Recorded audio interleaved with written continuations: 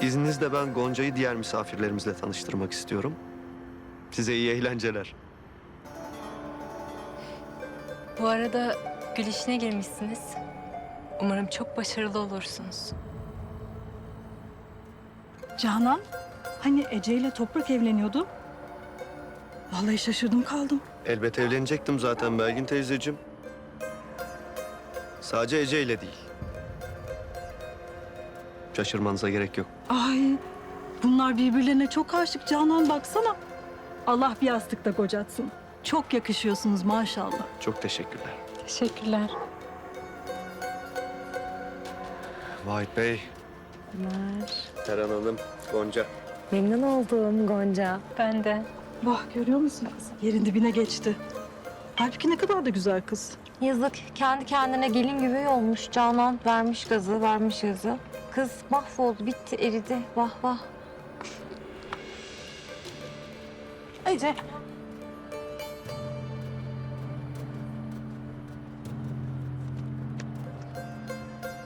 Toprak.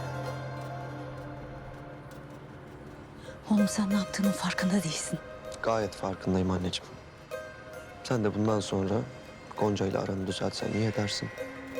Çünkü birbirinizi daha fazla göreceksiniz.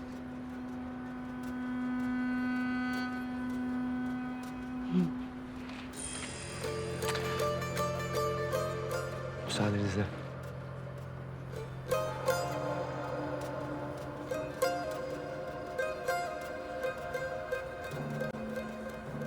Alenen terbiyesizlik bu. Atayı, babayı hatırlamamak, saymamak demek bu. Bu yaptığına pişman edeceğim onu. Pişman olacak böyle bir şey yaptığını. Göreceksin.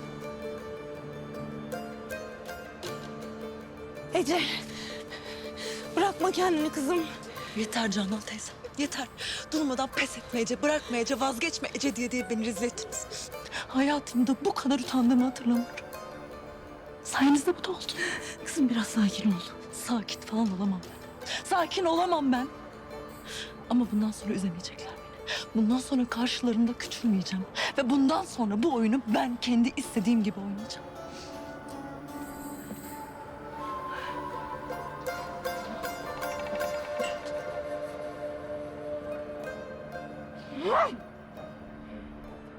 Bu elbise sana çok yakıştı.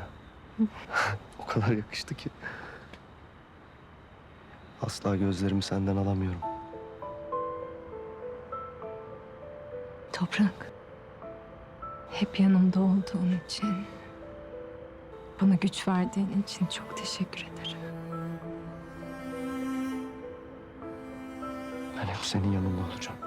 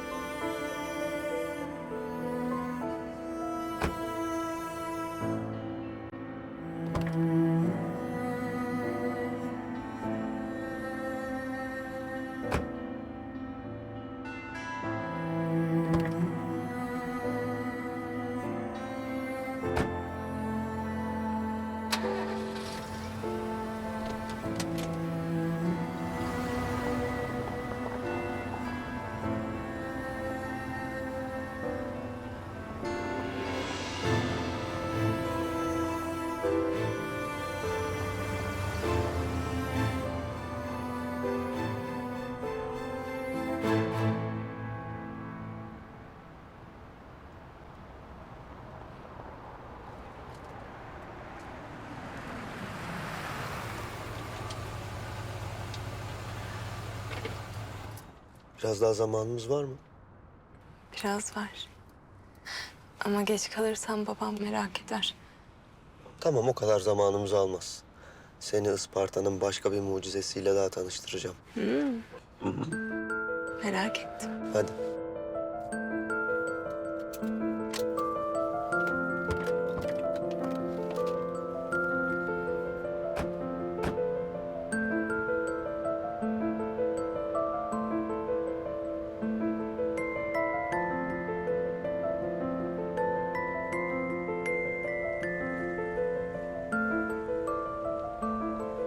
pahası.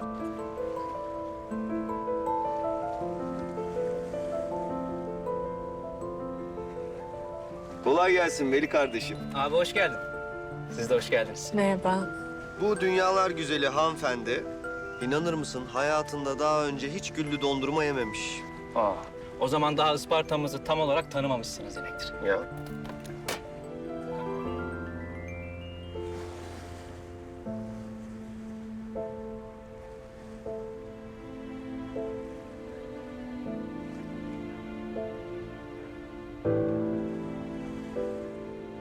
Abi yalnız almazsanız bunlar eriyecek. Ha? Sağ olasın kardeşim benim. Abi bu çok. Değil değil. Allah bereket versin. Kolay gelsin. Sağ ol. Şöyle.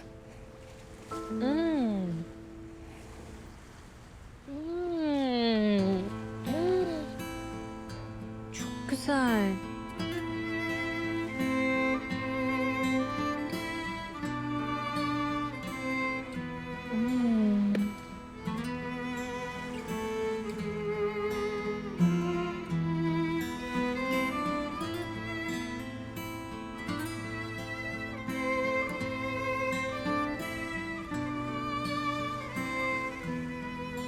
Dondurma bulaşmış da.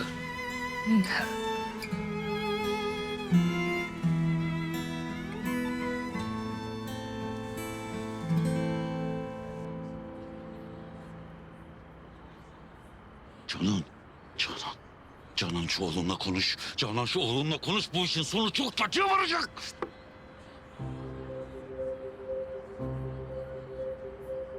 Canan kız, ne oluyor burada?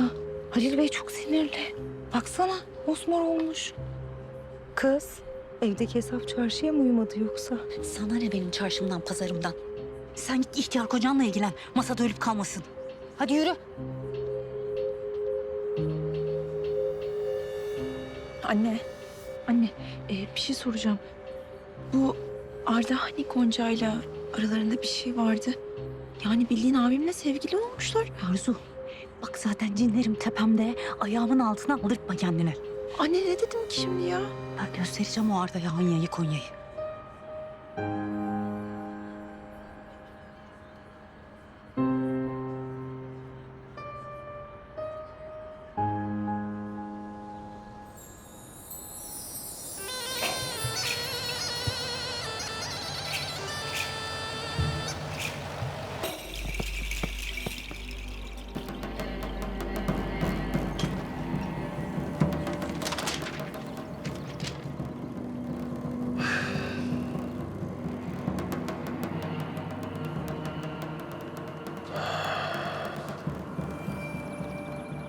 Şu hale bak ya.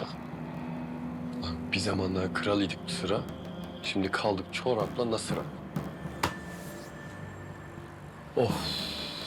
Of Gonca of. Senin yüzünden sosyoekonomik yapım değiştiririz. Ulan yeni taşındıktan kim ki? Canan Hanım. Siz bu adresin nereden bulduğunu diyeceğim ama tabii Hidayet Bey. Bana laf salatası yapma. Çekil. Tabii buyurun girebilirsiniz ya.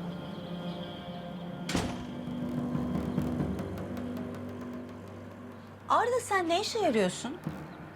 Ben sana o kadar parayı niye ödedim? Canan Hanım konuyu anlatırsanız yardımcı olayım ben de size. Anlatacağım ben sana konuyu. Dün geceki davet var ya, Toprak oraya Gonca'yla el ele geldi. Herkese sevgilim diye tanıştırdı. Yetmedi, misafir dolaşıp Gonca'yla evleneceğine dair bir şeyler anlattı. Hani sen aşıktın bu Gonca'ya? Hı? Bu nasıl aşk Arda? Aşık adam emek harcar, çaba sarf eder. Bak ben seni uyandırayım. Sen böyle buralarda oyalanırken atı alan Üsküdar'ı geçiyor. Ha, bu arada sana verdiğim parayı da son kuruşuna kadar geri alırım. Haberin olsun. Benim alnımda enayi yazmıyor.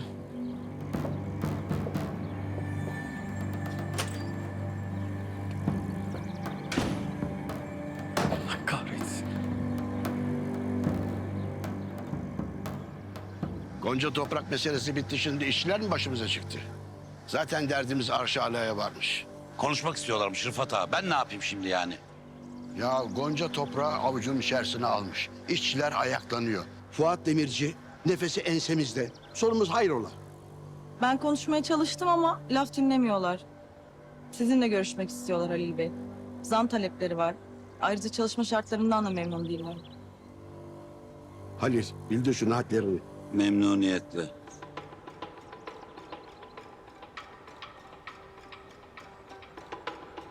Ne oluyor? Nedir? Niye toplandınız siz? Ne bu şimdi? Patrona Halil isyanı mı? En son 1 sene önce zam aldık Halil Bey. Vardiyalar sürekli vesai yakalıyor. Siz fark ödemiyorsunuz. Yemeklerde salçalı suyla kuru pilav yiyoruz. Tamam kes. Kes. Bana bakın. Tek kelime dahi edin atarım işten ha. Duydunuz mu dediğimi? Hem de tazminatınızı falan da vermem. İş durduruyorsunuz, yasal olarak benim buna hakkım var. Ya biz burada işler yürüsün diye nelerle uğraşıyoruz, sizin haberiniz var mı ha? Bu işletmeyi ayakta tutabilmek için ne gibi fedakarlıklarda bulunuyoruz? Hiç biliyor musunuz? Fuat Demirci diye bir tane adam çıkmış. Haftalardır bizim ekmeğimize kan doğuruyor be. Ocağımıza incir ağacı dikecek. Bizim müşterilerimize musallat olmuş. Fiyat indiriyor da indiriyor. Kafaya takmış ya, batıracak bizi bu adam. Ama siz aç kalmayın, açıkta kalmayın diye gece gündüz dişimizi tırnağımıza takmış çalışıyoruz. Maaşlarınızı alıyor musunuz? Alıyorsunuz değil mi? Önünüze kap sıcak yemek konuyor mu? Konuyor. Peki yaptığımız bütün bu fedakarlıklara karşılık siz ne yapıyorsunuz? Ne yapıyorsunuz? Anca tatava vır konuşma. Bakın beyler, bu Fuat Demirci denilen adamın bu fabrikayı kapatmasını istemiyorsanız sesinizi keseceksiniz ve çalışacaksınız. Anlaşıldı mı? Bizim ensemizde ayı bağırıyor, ayı. Sizin bu yaptığınız nankörlüktür be. Bana bakın, bundan sonra tek kelime edeni dahi bak şu kapıya koyarım ha. Çıksa gitsin, o kadar. Hem sizin mesainiz başlamadı mı kardeşim? Ne burada duruyorsunuz? Hadi herkes işinin başına hadi. Hadi yürüyün. Yürü. Gördünüz mü? Bu kadar basit. Halil Atabey.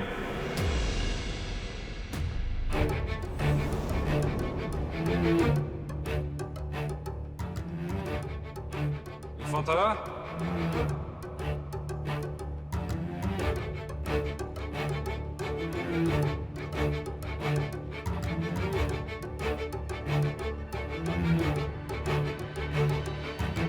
Ben Fuat Demirci.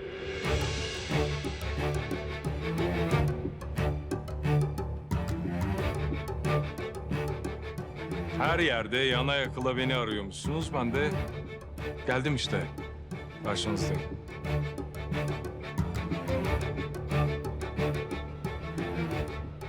Ya bir görmeniz lazımdı ya. Öyle bir şaşırdılar ki. Böyle donup kaldılar resmen. Dilleri tutuldu sanki. Herkesin gözü bizim üstümüzde tabii. Ay kül kedisi gibi. Dur gül kedisi. He, sonra da ne oldu biliyor musun? Toprak en başta bütün davetlere şey dedi. Benim için çok değerli olan birisini sizinle tanıştıracağım. Şimdi bu olaylardan sonra Halil ile Rıfat kızımın üstüne gelmesin. Yuvacık sıkar. Toprağımın sahip çıkmasından sonra. Benim civan mert oğlum onların ağzının payını vermiş. Öyle sağlam kalbi vardır ki benim oğlumun. Ne Rıfat ne Halil onun karşısında duramaz. Ama ben dedim, etme bulma dünyası. Almamaz duman ahını çıkar ahiste ahiste.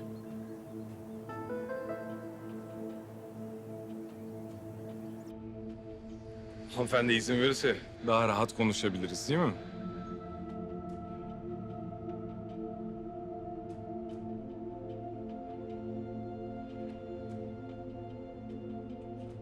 Sizin burada bir Mehmet vardı, hatırlar mısınız? Gülümserin Mehmet ya. Ne saçmalıyor bu ya?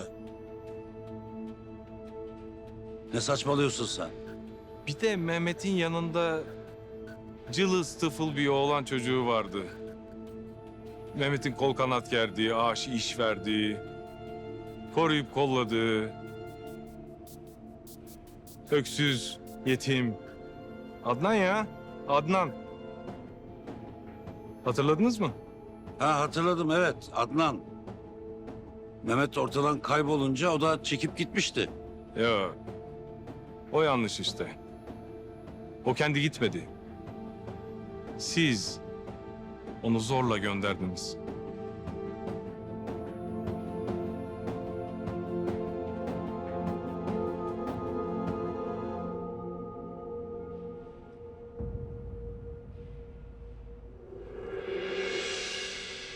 Adnan Fuat Demirci.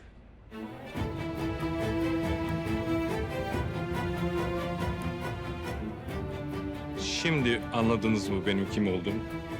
Ne istiyorsun bizden? Bunca yıl sonra neden geldin?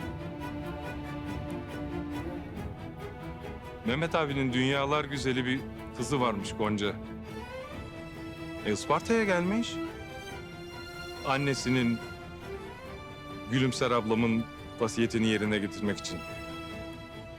İşte onu sizin şerrinizden korumak için geldim buraya. Anasına babasına yaptığınız şeyi yapamayacaksınız. Gonca'yı üzmenize izin vermeyeceğim.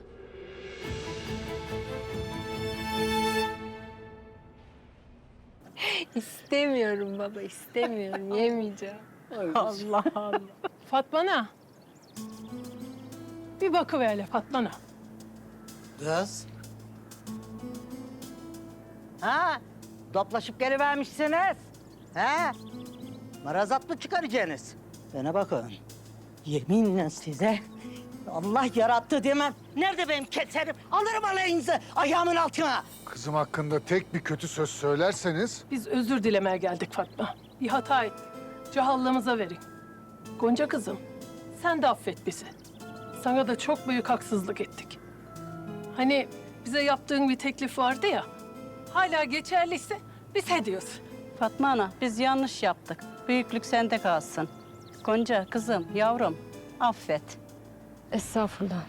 Gonca kızım, sen bizim oraya gelsen, misafirimiz olsan. Keşkek yapacağız. Zıplak da var. Seninle Fatma'ya uygun şöyle çok güzel bir sofra kuracağız.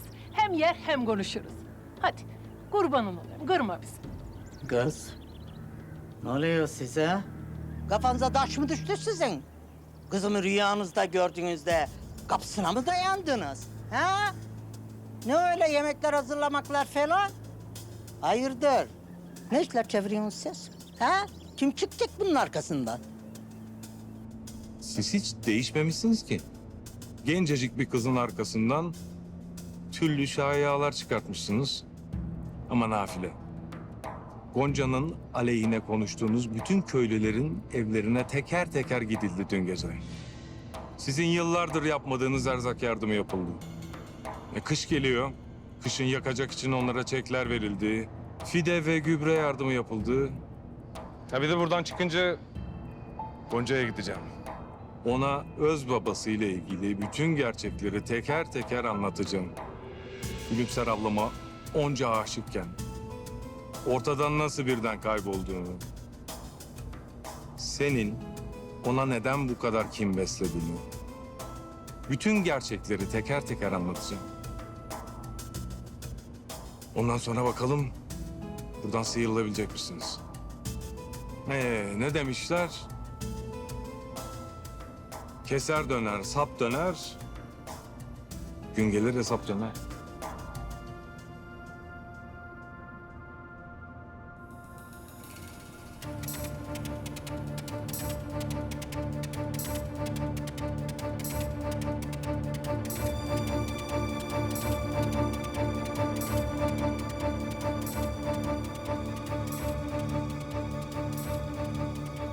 Ne olacak Halil? Cevap ver. Ne olacak? Üstüme gelme Rıfat ağa, üstüme gelme!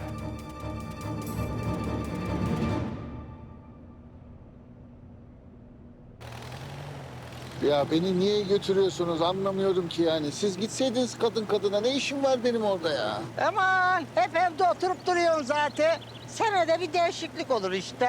Ha, birlikte gidiyoruz işte ne güzel. Kızını da yalnız bırakmayacağım fena mı? Bak bunlar böyle fikir değiştiler ya. Başka şeyler diyorlar. Dur bakalım ne oluyor bunun altından ne çıkacak? Akıl akıldan üstündür. Sen bizim yanımızda dur ki. Değil mi ama? Gidince anlayacağız Fatma Hanım. Anlarız kızım anlarız. O takke illaki düşecek. O kerde görünecek. Sen gör bak. Ya bu Zeynep niye gelmedi? Katmer var. Zıplak var değil mi? Yufka ekmeği var. Bu çatlayıncaya kadar yerde. Ya gelmek isterdi de Arda ile buluşacakmış. Bilmiyorum, önemli bir şey konuşacaklarmış. Erdal'le mi buluşacak? Neymiş ki o kadar önemli olan?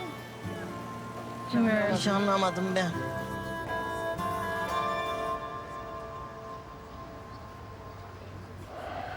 Günaydın. Geldiğin için teşekkür ederim. Acil konuşmamız lazımdı. Bak bana hala kızgınsın biliyorum. O lafları nasıl söyledim hiçbir fikrim yok. Gerçekten özür dilerim. Zeyno, tamam ben eşeğin tekiyim ama inan kötü bir niyetim yoktu yani. Sen haklıydın yani. Kıskançlıktan gözüm hiçbir şey görmüyordu. Yoksa ben seni üzer miyim? Sen benim canımsın, ciğerimsin. Tamam Arda, uzatma. Neymiş bu kadar önemli olan, anlat. Gonca, toprak. İşi resmiyete dökmüşler. Gonca kendine yeni bir hayat kuruyor Arda. Sana yalan söyleyemeyeceğim.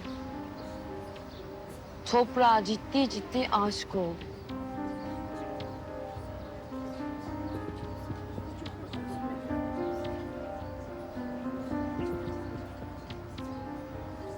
Ne yapacağım peki ben?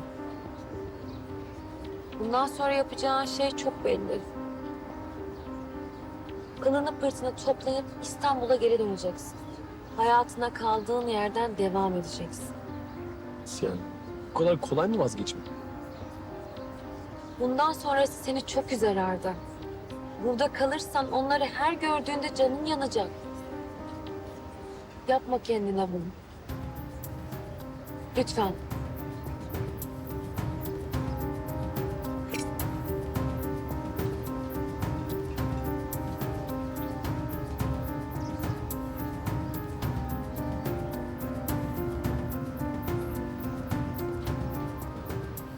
Benim canım yanacaksa senin de canın yanacak toprak. Ben güle gül demem. O gül benim olmayınca. Gül benim değilse gül değildir ya. Bence.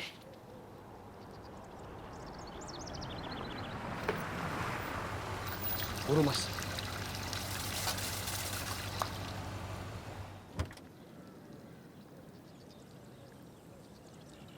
Hoş geldiniz beyim. Nasılsınız inşallah?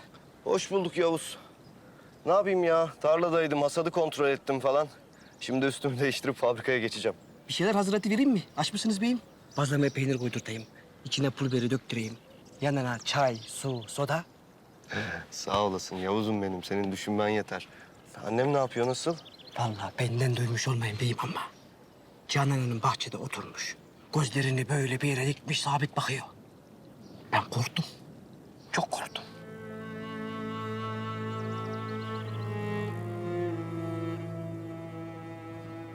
Anne?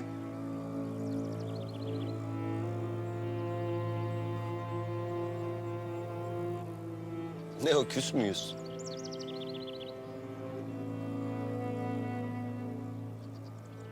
Sen dün beni de bütün ailemizi de yerin dibine soktun. Farkında mısın?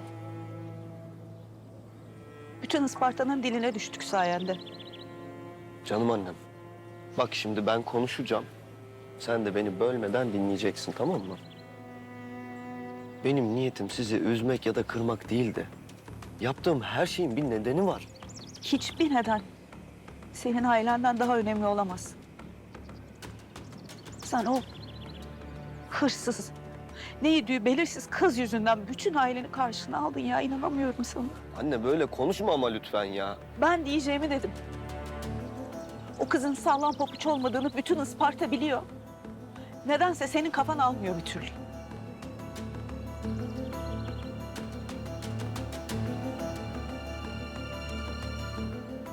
sana da, aileme de sevgim, saygım sonsuz. Ama Gonca'yı rahat bırakmazsam, onunla uğraşmaya devam edersen, onun hakkında ileri geri konuşmaya devam edersen, beni bir daha bu evde göremezsin. O ne demek şimdi oğlum?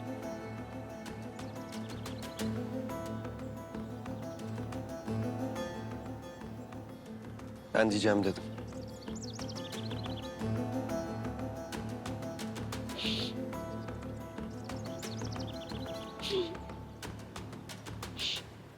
Ya ne bileyim, Ece ablayla da öyle konuşunca inandım ben de. Artık Gonca'nın sadece arkadaşım olduğuna inanıyorsunuzdur diye düşünüyorum Ressam Hanım. Artık bir kahve içebiliriz değil mi? Kahve? Olur içeriz tabii. De benim resim kursum var. Nerede bu kurs? Belki ben de yazılırım. Üniversitede, Güzel Sanatlar bölümünde. Tabii zaten sanatsız bir hayat düşünülemez. Tamam haberleşiriz. Tamam, görüşürüz. Kiminle kahve içiyormuş benim güzel kardeşim? Abi sen söylüyor musun bize kiminle neler yaptığını?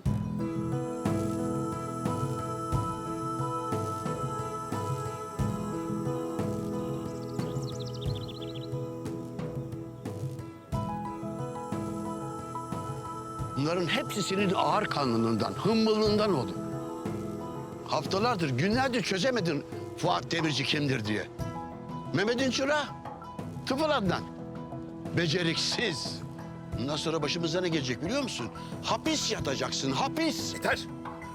Yeter Rıfat ağa, yeter. Ben de insanım. Benim tahammülümün de bir sınırı var. Eğer her şey ortaya çıkar da hapse girersem... hapse girecek tek kişi ben değilim. Kendi yaptıklarını da unutma.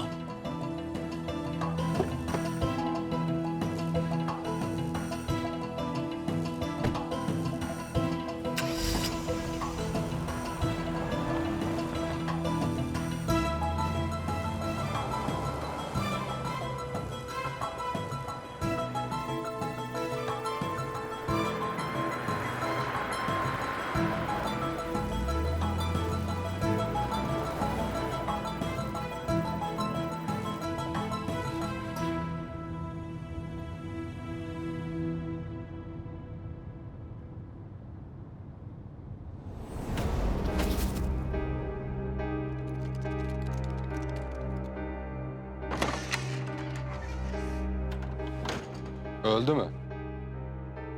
Bilmiyorum. Bilmiyorum.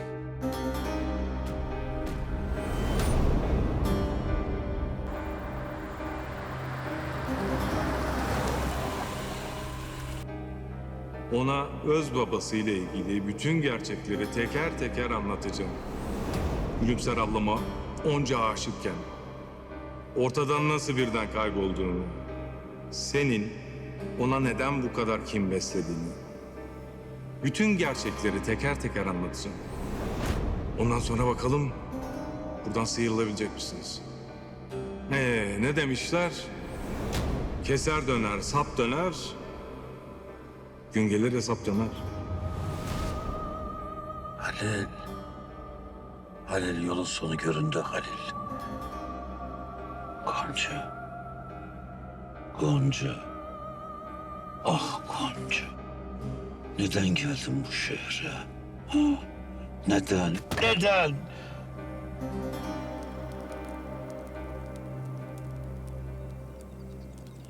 Gonca hoş geldin kızım. Hoş bulduk. İyi ki geldin buralara yavrum. Davetiniz için teşekkür ederim. Hadi kızım hadi. İşler bekliyor orada. Hadi bakayım çabuk. Hoş geldiniz. Hoş geldiniz. Hoş bulduk. İçiniz yanlıştır. Hadi bakayım gana için gari. Hadi kızım dağıtıver sen. Ben de işlere bakayım.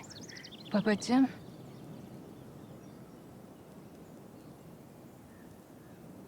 Ya Fatma, benim ne işim var burada? Niye getirdiniz beni buraya? Birazdan göbek de atarlar.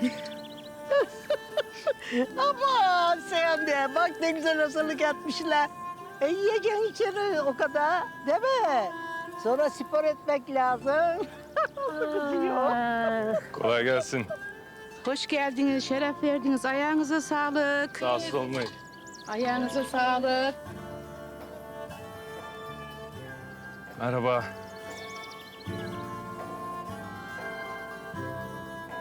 Ben Adnan Fuat Demirci.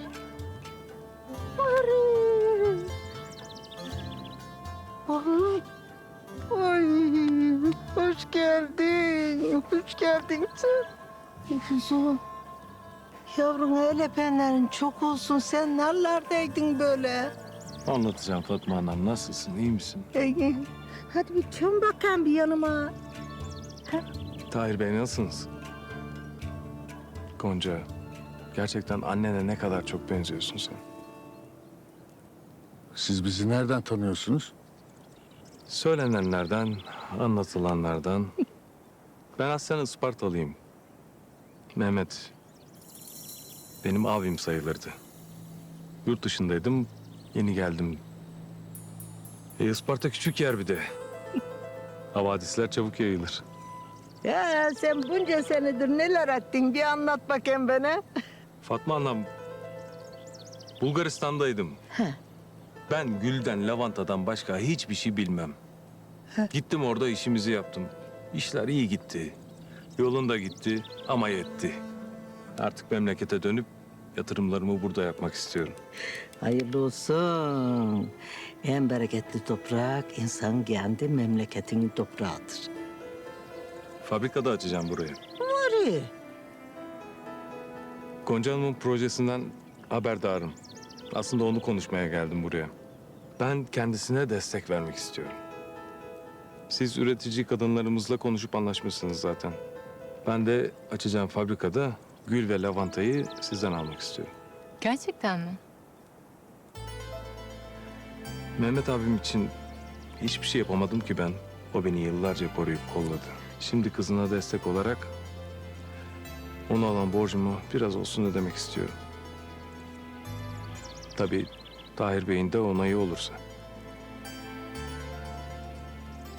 Yani Gonca ne derse o.